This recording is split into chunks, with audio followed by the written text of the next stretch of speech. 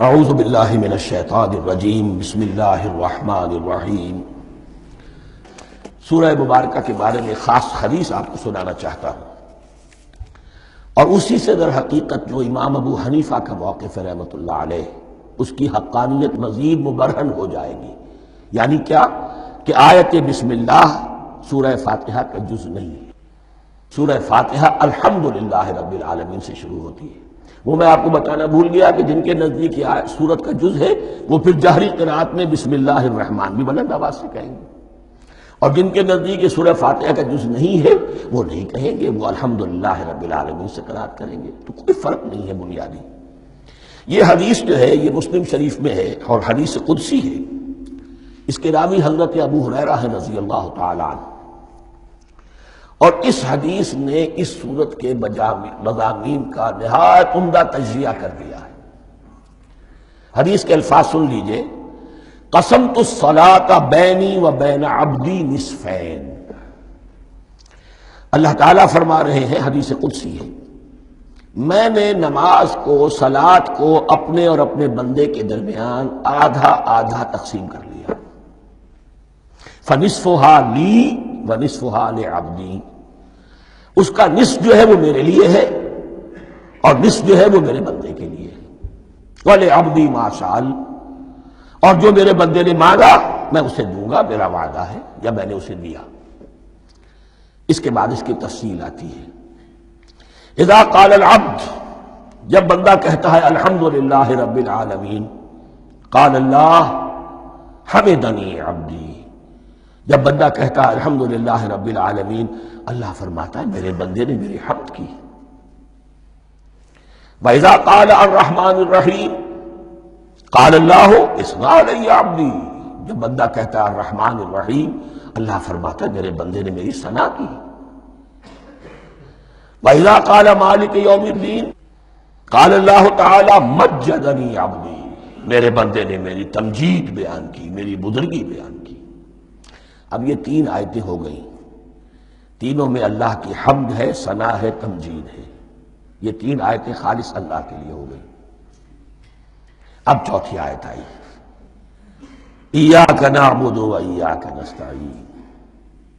اس کے بارے میں جب بندہ کہتا ہے اذا قال العبد ایاک نعبد و ایاک نستعین، قال اللہ تعالی ھذا ما بینی و بین عبدی ولعبدی ما سأل، یہ میرے اور میرے بندے کے درمیان ہے۔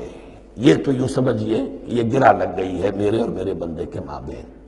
اس نے مجھ سے قول و قرار کیا ہے، اس نے میری بندگی کا اعتراف کیا ہے، اس نے تسلیم کیا ہے کہ میری ہی بندگی کرتا ہے اور کرے گا، اور مجھ سے مدد چاہیے ہے۔ ھذا ما بینی و بین عبدی، یہ معاہدہ ہے۔ معاہدہ دو فریقوں کے مابین ہوتا، یہ میرے اور میرے بندے کے مابین ہے۔ وَلِعَبْدِي مَا سَأَلَ، اور میں نے اپنے بندے کو دیا جو اس نے مانگا۔ وہ میری مدد چاہتا ہے، میری مدد اس کے شامل حال رہے گی۔ وَإِذَا قَالَ، اور جب بندہ کہتا ہے اهْدِنَا الصِّرَاطَ الْمُسْتَقِيمَ صِرَاطَ الَّذِينَ أَنْعَمْتَ عَلَيْهِمْ غَيْرِ الْمَغْضُوبِ عَلَيْهِمْ وَلَا الضَّالِّينَ، قَالَ اللَّهُ تَعَالَى هَذَا لِعَبْدِي وَلِعَبْدِي مَا سَأَلَ۔ یہ تین آیتیں یہ میرے بندے کے لیے، اهْدِنَا الصِّرَاطَ الْمُسْتَقِيمَ، اسی صراط مستقیم کی وضاحت ہے مثبت، صراط الذین انعمت علیہم، اسی صراط المستقیم کی وضاحت ہے منفی انداز میں، غیر المغضوب علیہم ولا الضالین۔ یہ سب میرے بندے کے لیے ہے اور میں نے اپنے بندے کو دیا جو اس نے مانگا۔ اس کو میں نے ایک مرتبہ یہ ترازو کی شکل میں اس کو لکھوایا تھا۔ دیکھیے یہ ایاک نعبد و ایاک نستعین، یہ ہے وہ ترازی کی وہ ڈنڈ۔ واو جو ہے ایاک نعبد و ایاک نستعین، واو جو ہے گویا کہ وہ مٹھ ہے جس سے کہ ترازو کو پکڑا جاتا ہے۔ ادھر ایک پلڑا ہے جس کی تین آیتیں ہیں، الحمدللہ رب العالمین الرحمن الرحیم مالک یوم الدین۔ اس کا نتیجہ کیا نکلا؟ ایاک نعبد۔ آپ نے شاید یہ سنا بھی ہو، ایک بہت ہی عمدہ قرات کا جو ریکارڈ ہے قاری عبدالباسط عبدالصمد کا، وہ یہاں سے چل کر سورہ فاتحہ کی قرات کر کے ایاک نعبد پر آ کر رکتا ہے۔ الحمدللہ رب العالمین الرحمن الرحیم مالک یوم الدین ایاک نعبد۔ گویا کہ یہاں یہ صورت بالکل ہاف ہو گئی ہے۔ 3 آیتوں میں اللہ کی حمد ہے، ثنا ہے، تمجید ہے، جس کا نتیجہ ہم تیری ہی بندگی کرتے ہیں، تیری ہی اطاعت کریں گے۔ لیکن اب اس کے بعد سوال ایاک نستعین، اسی کی جو استعانت کیا درکار ہے ہمیں؟ ہدایت۔ ہدایت سب سے بڑی استعانت ہے، ہدایت ہی تو سب سے بڑی مدد ہے۔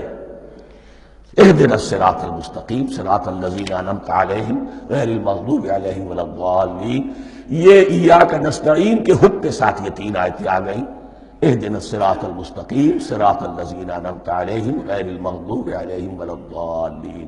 قسمت الصلاۃ بینی و بین عبدی نصفین فنصفها لی ونصفها لعبدی ولعبدی ما سأل۔